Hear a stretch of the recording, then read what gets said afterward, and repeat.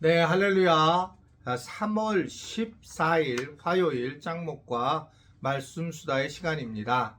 오늘 주시는 말씀은 사무엘상 6장 10절부터 7장 2절의 말씀인데요. 하나님 말씀을 보시겠습니다.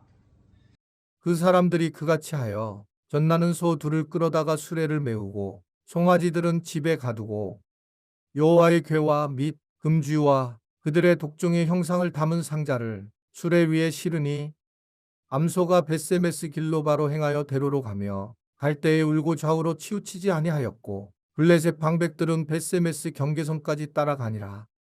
벳세메스 사람들이 골짜기에서 밀을 베다가 눈을 들어 궤를 보고 그 본 것을 기뻐하더니 수레가 벳세메스 사람 여호수아의 밭 큰 돌 있는 곳에 이르러 선지라. 무리가 수레에 나무를 패고 그 암소들을 번제물로 여호와께 드리고 레위인은 여호와의 궤와 그 궤와 함께 있는 금 보물 담긴 상자를 내려다가 큰 돌 위에 두매 그날에 벳세메스 사람들이 여호와께 번제와 다른 제사를 드리니라.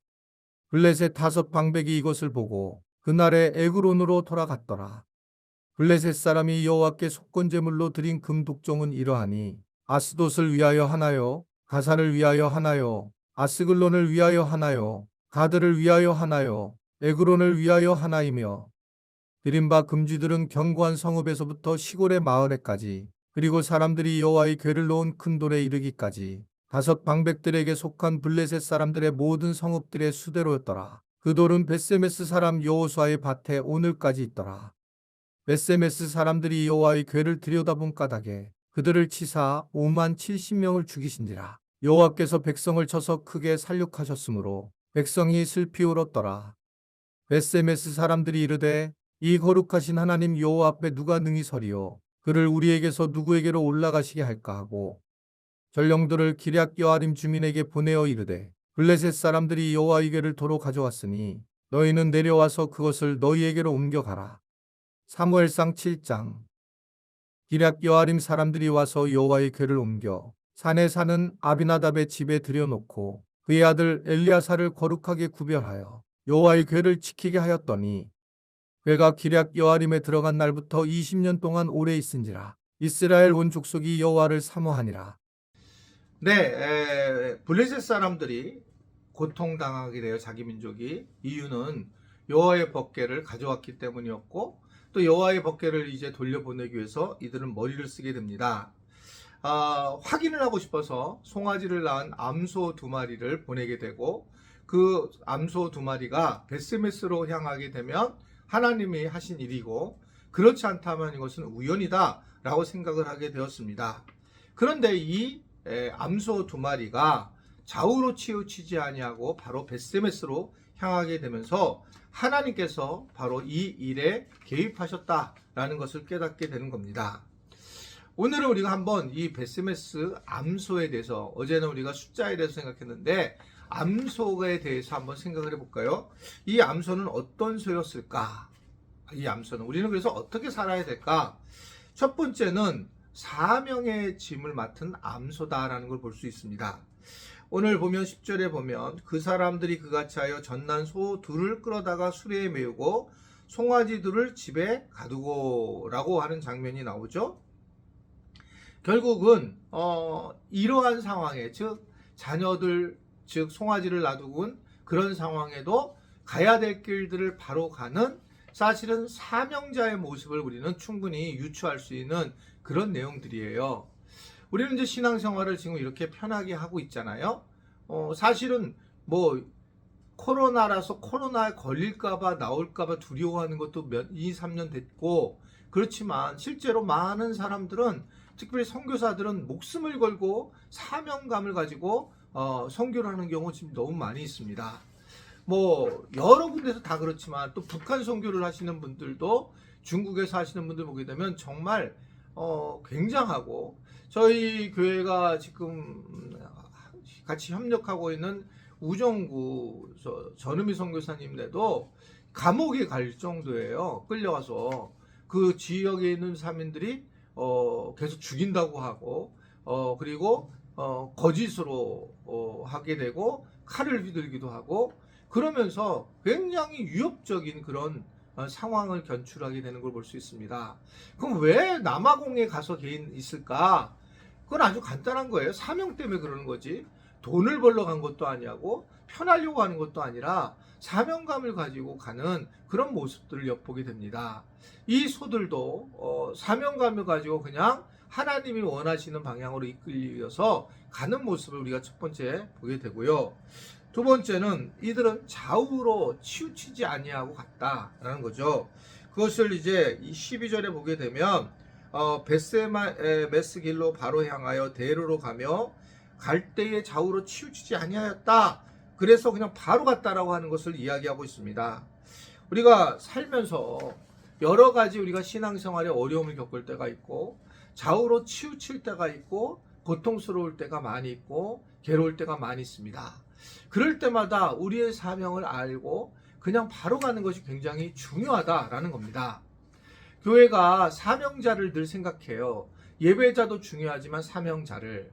그래서 이제 우리 교회에서 70이 넘으면 자꾸 내가 이제는 그만해야지. 그건 세상적인 법이고, 즉 교회도 세상적인 법에서 어쩔 수 없이 거려야 될 부분이 있지만, 그러나 이 사명자는 결국은 우리가 주님 나라 갈 때까지 이 암소들처럼 그냥 투벅투벅 가는 겁니다.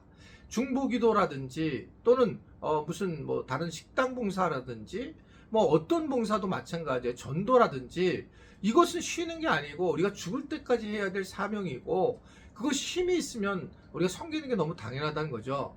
70 전에 계신 분들은 교회에 정식의 어떤 회원으로 들어와서 회의도 하고 그리고 전체적인 교회의 방향을 조율하긴 하지만 나머지 이제 우리 연세 드신 분들은 그냥 나는 중보기도 들어가겠다. 나는 또 새벽에 내가 기도하겠다. 나는 또 뭐 어떤 일에 전도를 내가 하겠다. 이런 부분에서 참여하는 것이 되게 중요하고 찬양대도 70 넘으신 분들이 하는 것은 정말 아름다운 거라고 생각해요. 건강하고 목소리만 나온다면 그래서 그걸 우리가 간두는 것들이 참 어떻게 생각하면 잘못된 부분이 있다라는 것을 생각하게 됩니다.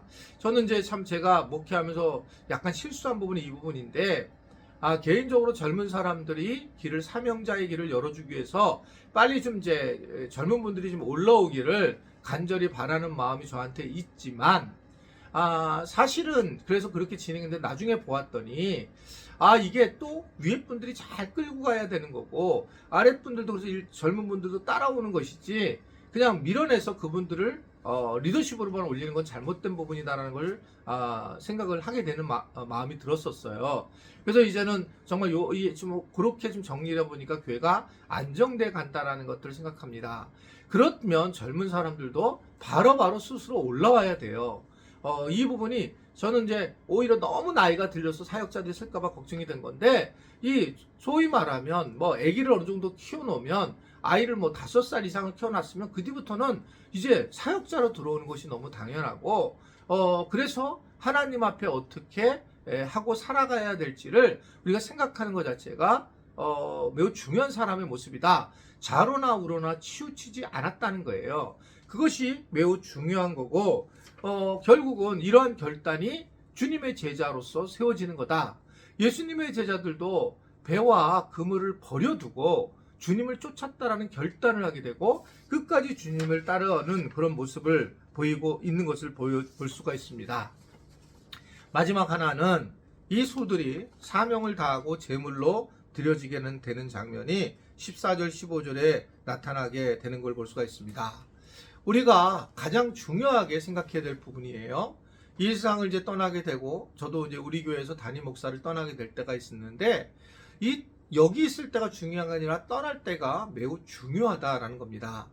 저는 교회를 얼마든지 떠날 수 있다고 생각하고 충분히 그럴 수 있지만 그러나 떠날 때 정말 건강하게 잘 떠나야 하지만 이것이 결국 있는 사람들에게 상처를 주고 관계가 어렵게 되는 것들을 충분히 저는 보게 됩니다.